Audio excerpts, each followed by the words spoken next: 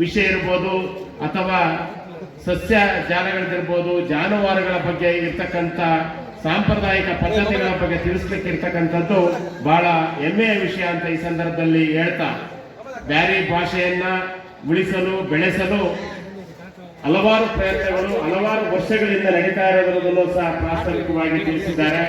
ಈ ಬ್ಯಾರಿ ಭಾಷೆಯ ಸಂಶೋಧನೆ ನಡೆಯುವ ಸಂದರ್ಭದಲ್ಲಿ ಇದು ಪಠ್ಯ ಪುಸ್ತಕಗಳಲ್ಲಿ ಸೇರಬೇಕು ಅನ್ನೋ ಒತ್ತಡವನ್ನು ಅವರು ಮಾಡ್ತಾ ಇದ್ದಾರೆ.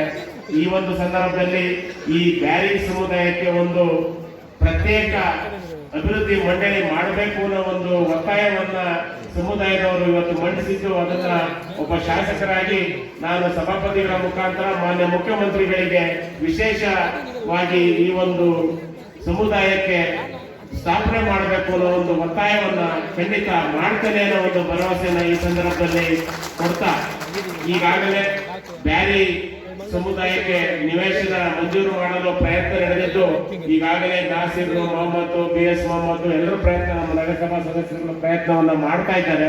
ಈಗಾಗಲೇ ಅದಕ್ಕೆ ನಿವೇಶನ ಮಂಜೂರು ಮಾಡುವಂತ ಪ್ರಸ್ತಾಪ ಬಂದಿದ್ದು, ಅದು ಜಿಲ್ಲಾಧಿಕಾರಿಗಳ ಹಂತದಲ್ಲಿದೆ.